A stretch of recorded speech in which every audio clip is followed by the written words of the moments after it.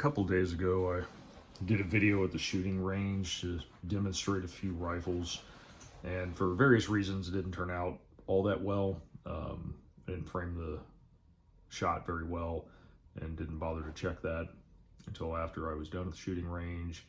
I only had about 45 minutes there, and I was demonstrating some suppressed rifles, and there were people shooting unsuppressed, an unsuppressed AR-15 right next to me, so I had to really chop the video up to get usable footage out of it. And a lot of the times that I'm talking there to explain stuff, you can't hear me very well. So I thought I'd do the supplement to put on the front end of that video before I get into the shooting, just to kind of go over some points that I wanted to address in the video. So that's what this is. The first rifle I shot at the range a couple days ago was this Ruger 77 357 Magnum.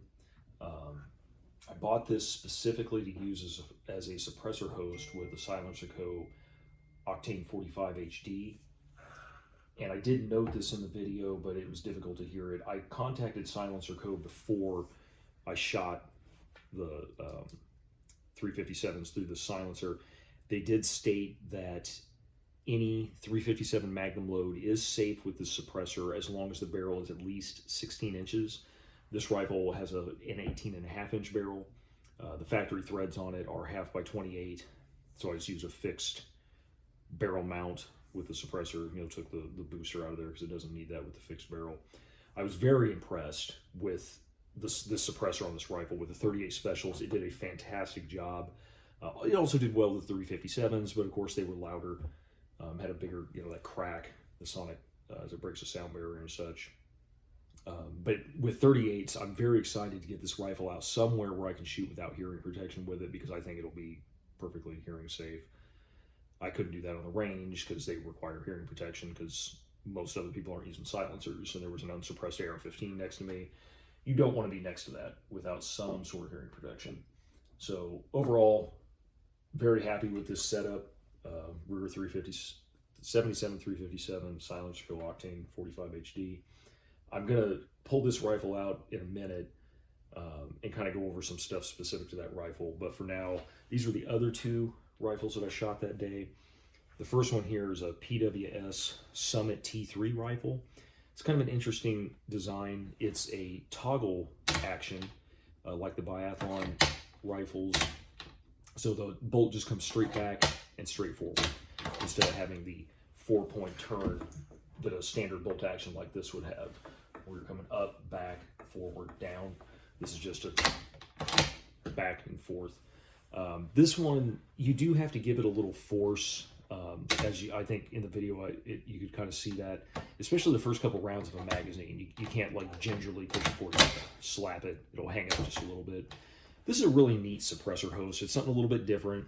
It's a manual action, so it's quiet, quieter than like a standard 1022, where you're going to be bolt cycling back and forth and getting that slap as it actions. This one, of course, you have the noise of the action, but you choose when you do that. So the actual shot itself is very quiet. I was using CCI standard velocity 22 long rifle rounds in it. That's my preferred round. I think it's many people's preferred round, especially when shooting through suppressors. It works very well, super quiet. But yeah, this is a neat rifle. It is based on a 1022 receiver, so it uses 1022 magazine, Ruger 1022 magazines, barrels, stocks. I think you can even use 1022 trigger groups and stuff, but like this is a Power Custom titanium magazine release for a 1022. It works on there. This is PWS's trigger group though. Really neat rifle, really neat suppressor host. The other one was a Ruger 1022. This is a Ruger 1022 receiver, a factory receiver. It's been upgraded with a PWS carbon fiber sleeve tension barrel. It's the same barrel that's on this rifle. It has some, I think it's Rimfire Technologies. I think that's the company that did these, the bolt charging handle, mag release, the trigger, Power Custom bolt catch here on this one. So this is a really good rifle. I like it a lot. It's very quiet with the CCI standard velocities. Pretty good groups from this rifle. I don't know if anybody of you are familiar with the Appleseed shooting project. This is a good rifle to use for that. I've shot it several times there. Good rifle for that, but just an overall fun gun, good suppressor host. These 1022s are highly customizable with stocks and barrels, and all different kinds of companies make the small parts for them and such, but very good 22 rifles, especially for suppressor hosts. With both of these, I was using a Silencerco SS Sparrow. I also have an SWR Spectre 2. In my own testing or shooting, whatever, I found that the Sparrow works better on rifles and the Spectre works better on pistols. Not by a wide margin, but there's a little bit of a difference. So I tend to use the Sparrow with the rifles. So anyway, those are the three rifles that I shot. Now I'm going to focus in on this one, because this is the real reason I went to the range. These were just for some fun at the end of the range day to kill some time, but this is the guy I want to focus on, so we'll get to him.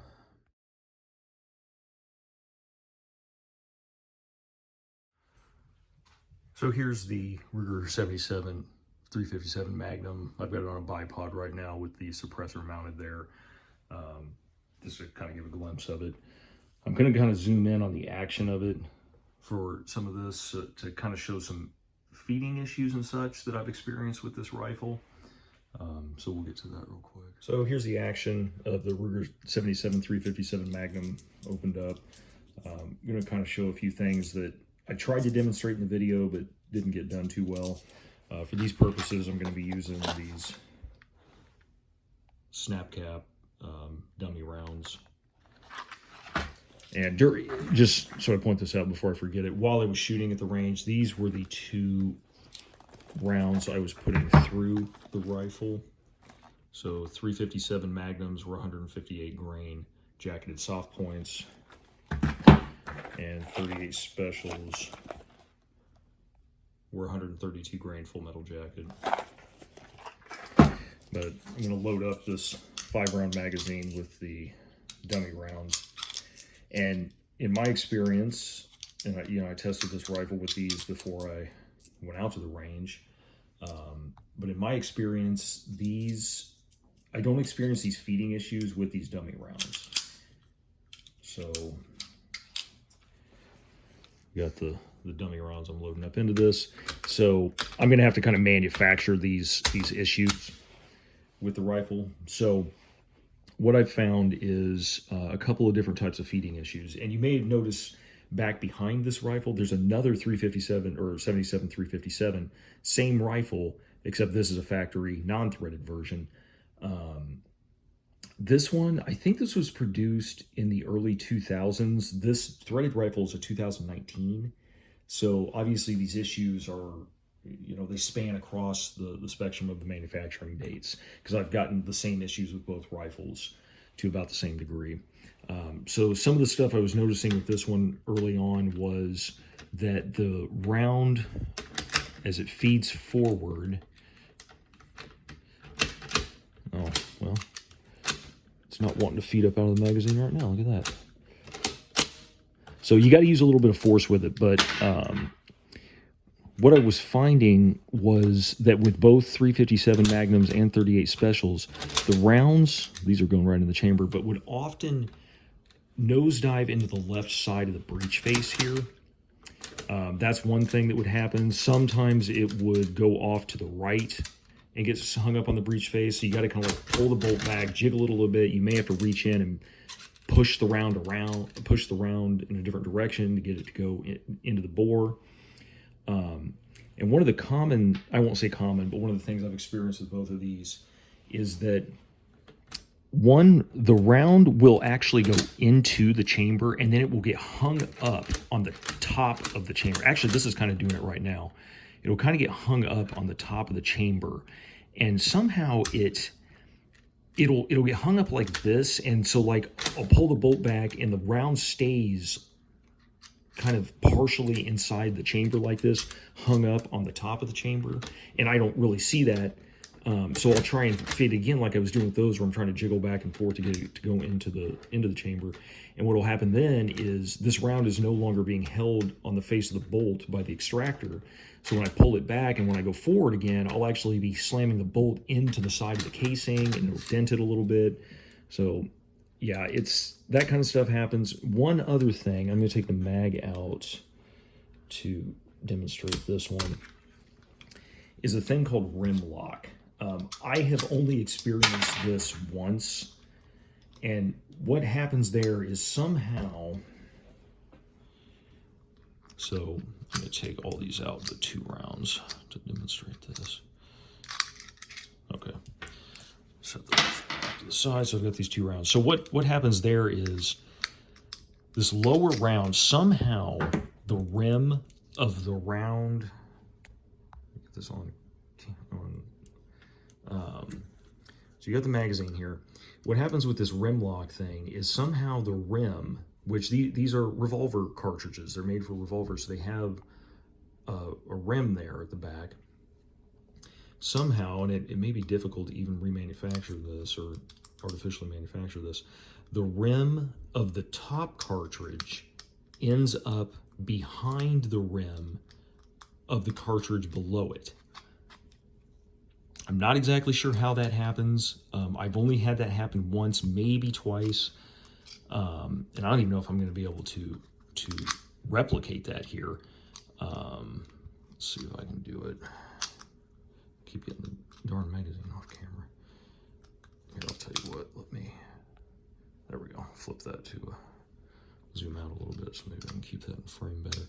So I'm having an issue even getting that to happen. So I don't know exactly how it does, but I'll just kind of show it like this. So normally with these, you would want, as you feed these rounds in, you get that round, the next round goes in, and this rim of the top round should be in front of the rim of the round before it, and so on and so forth. If this rim of the top round ends up behind the one below it, then it's going to try to double feed those rounds. This one's going to nosedive into the front of the mag, and this one can't move forward into the chamber. I did have that happen, like I said, 1 or 2 times. I don't know how, because I can't even replicate it here trying to do it intentionally. But that did happen.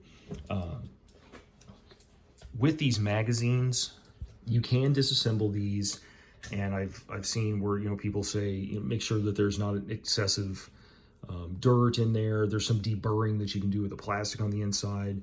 I did get one of the magazines, and I think it's evident in the video, where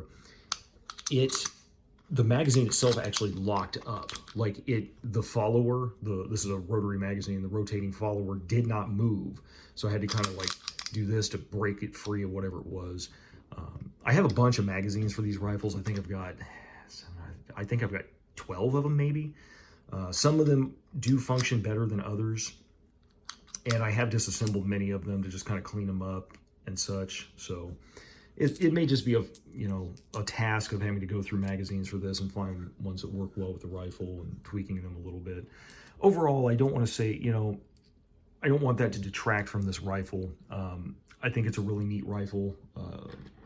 It isn't the best, like I wouldn't want it to be my one and only rifle, but fun for a suppressor host or maybe a brush gun or something. I think it's good for that.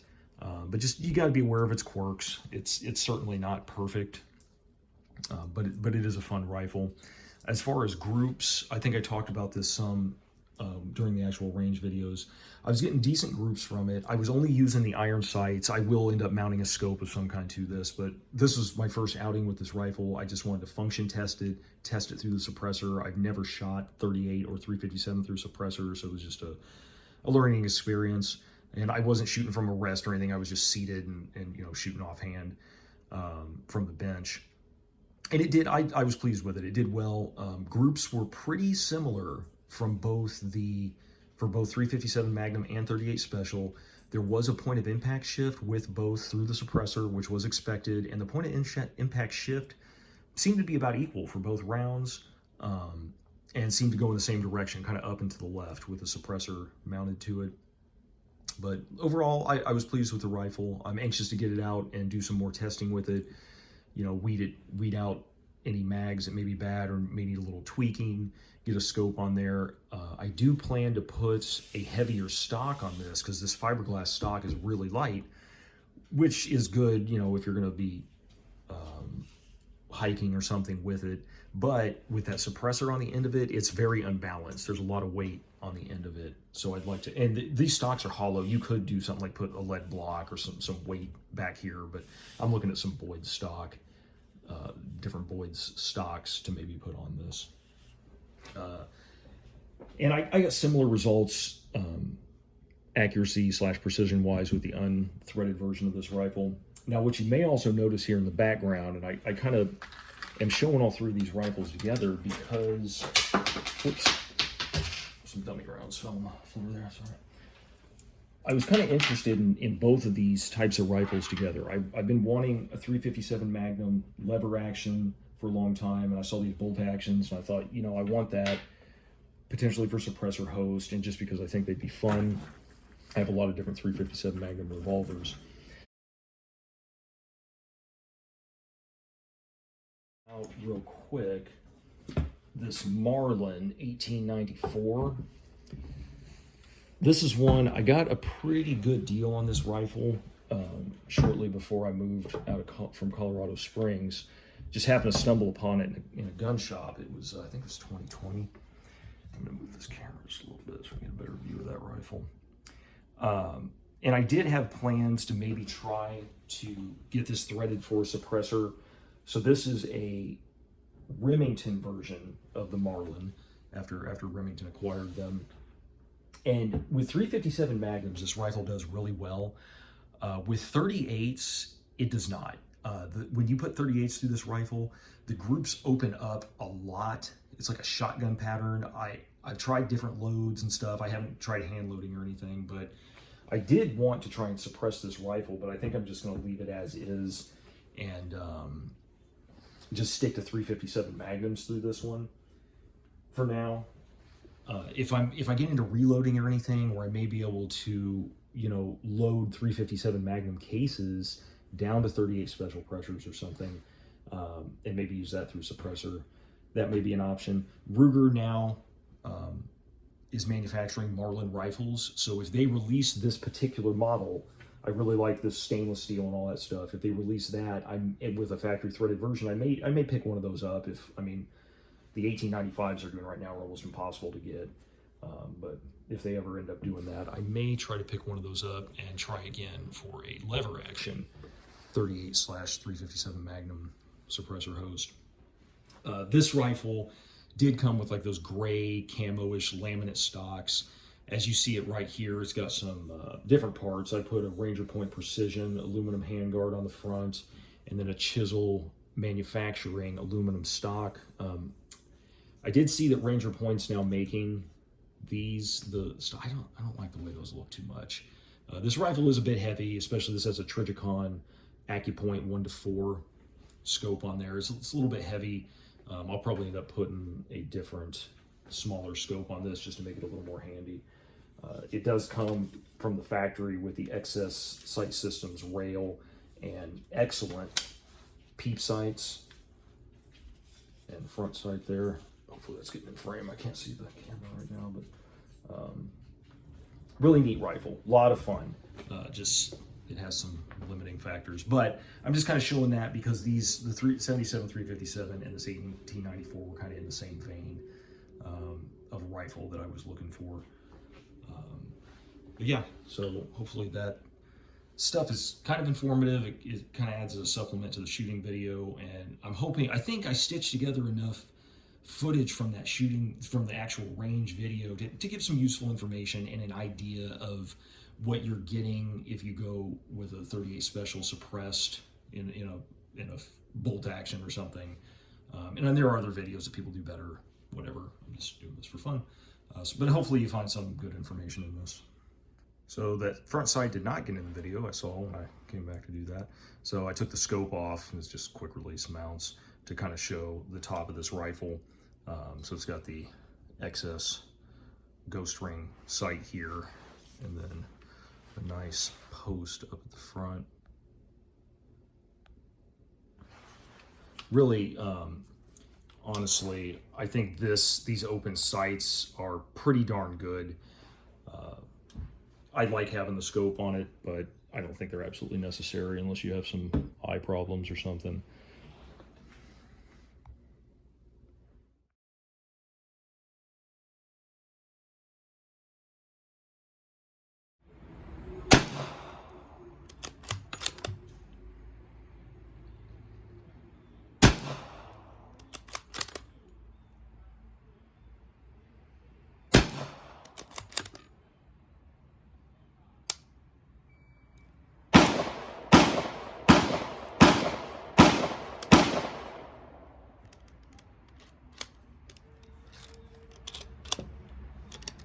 Jam the magazine there, probably a rim lock on the 4th round of the mag.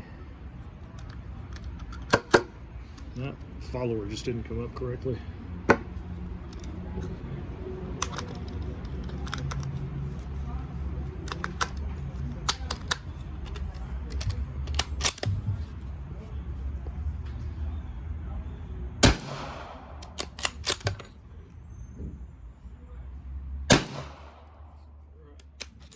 Rounds of unsuppressed, 30 special. So now be 5 rounds of unsuppressed 357 Magnum.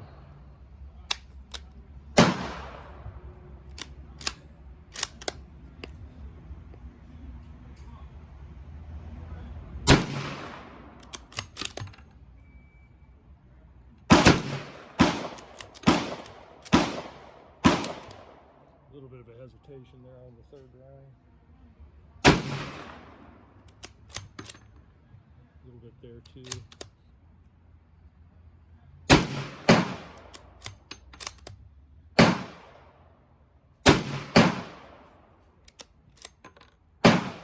Rounds, 357 Magnum Unsuppressed.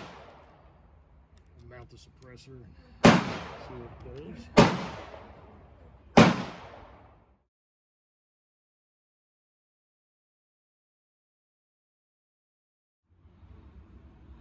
As you can see, we now got the suppressor mounted on the rifle. We're going to do 5 rounds each of 38 Special and 357 Magnum through it. See what difference it makes on the sound. Camera set up about, where my head would be a little bit behind.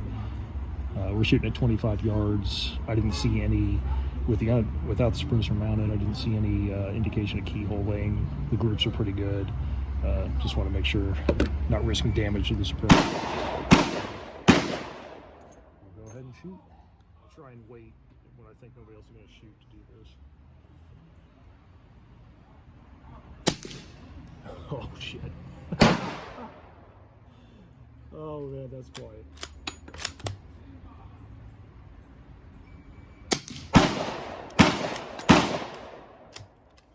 Once again, getting that directly into the breech face.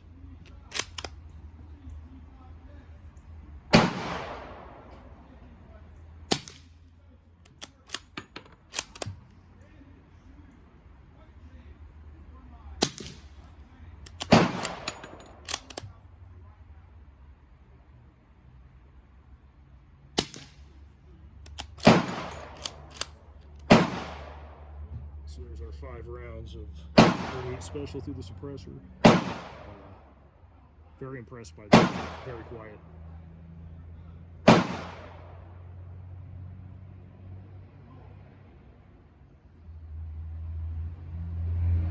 I'd say the grouping's pretty good on it. I'm only shooting at 25 yards. This is the first time I shot the rifle. I'm just testing it. Looks like the point of impact has shifted. It was pretty much dead center on target, maybe a little bit to the left, and the group with this one has gone up and to the left a little bit, about the same tightness as far as the group is concerned, but there is a point of impact shift with it. Let's see what the 357 Magnum sounds like.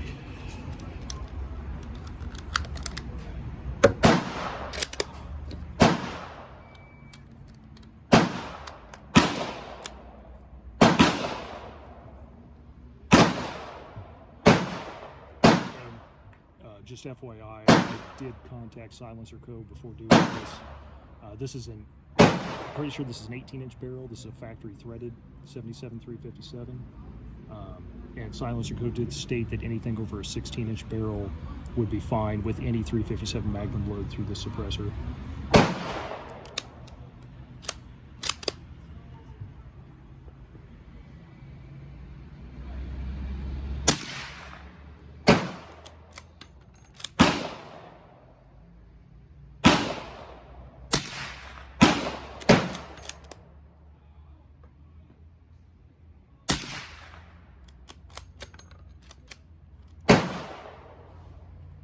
We got a double feed or something there, the round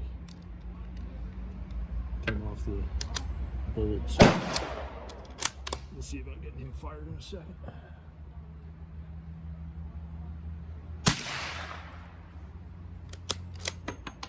I never tried to load this while open. Oh, super easy to load that through an open breech.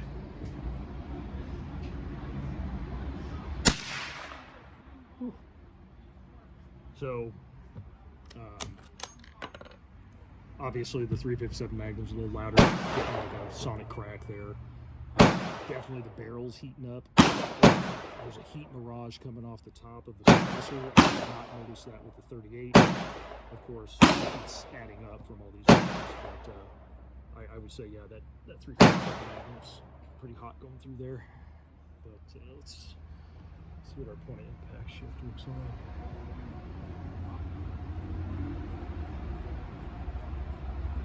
I would say it just barely went up. Point of impact went up maybe a couple of inches from what 357 Magnum was doing without the suppressor.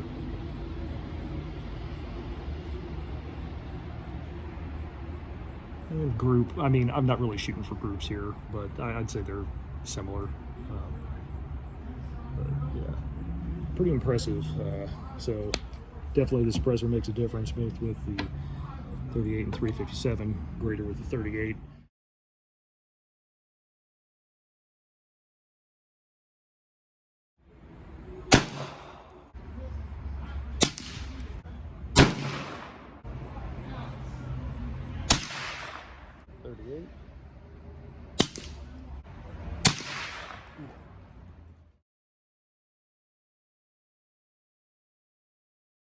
Put a few more 38s down range.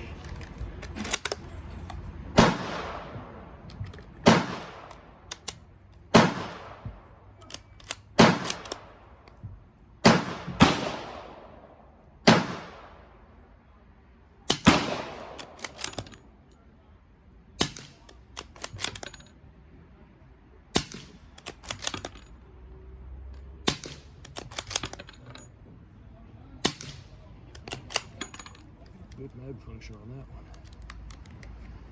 one. And there's some tricks. You can disassemble these mags and kind of deburr the plastic and stuff in them. Make sure there's nothing catching. Because that one magazine, the follower, wasn't even moving for the last, it was at 4 rounds. So I'll have to probably take that.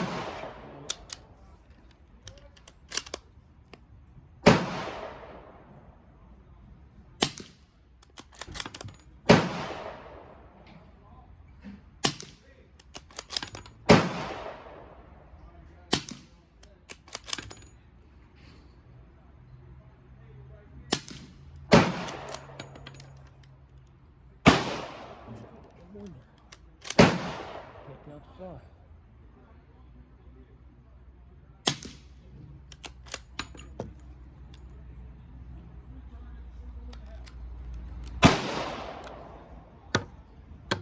Good mag function there.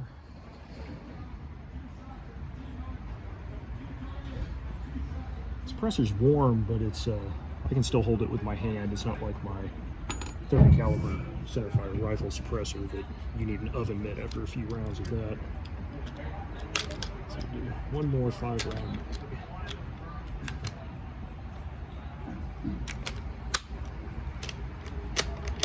And that one kind of dove into the bottom of the breech face there.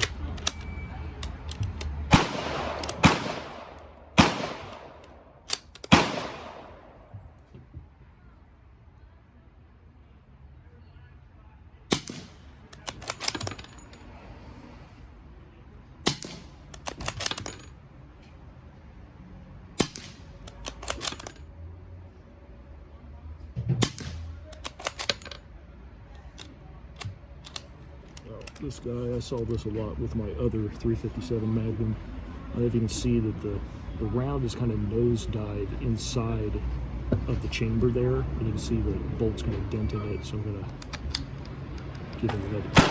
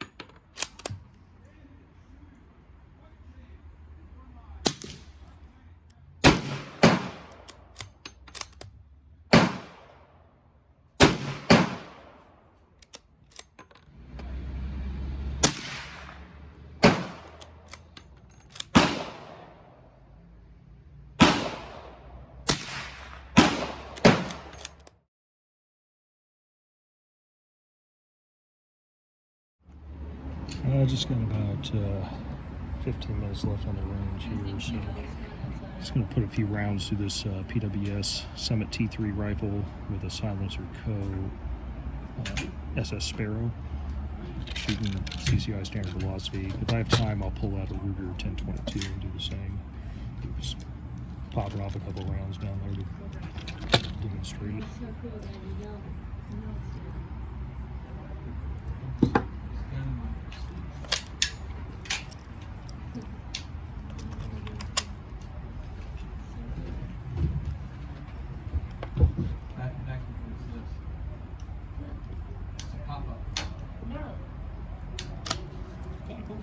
Toggle action, straight back, straight forward.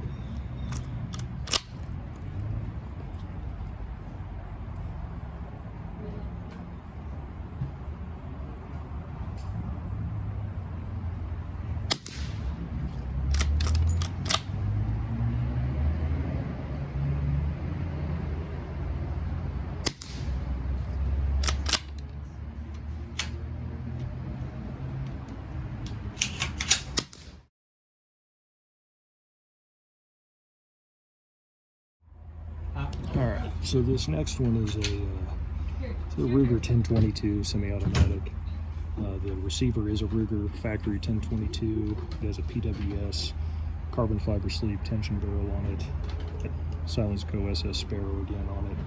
It's been upgraded with some rimfire technology parts, brimstone gunsmithing. I think tier 2 trigger job on this one. So, roll sheet sewn standard velocity, CCI standard velocity, rounds through it.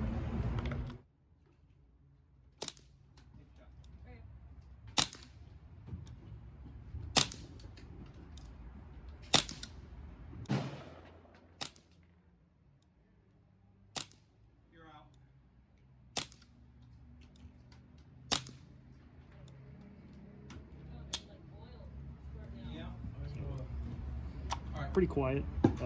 Hopefully between the PWS and the 1022, when I put them in the video, you can hear the difference between the action cycling with this as opposed to the manual.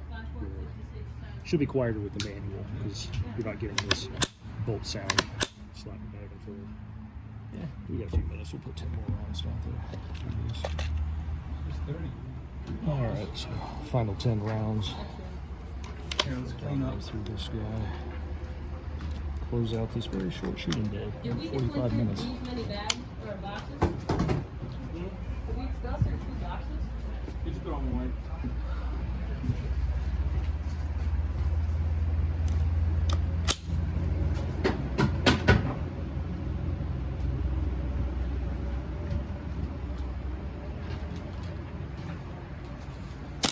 Bring it over here.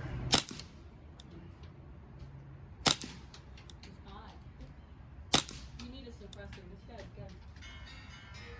This is a 22.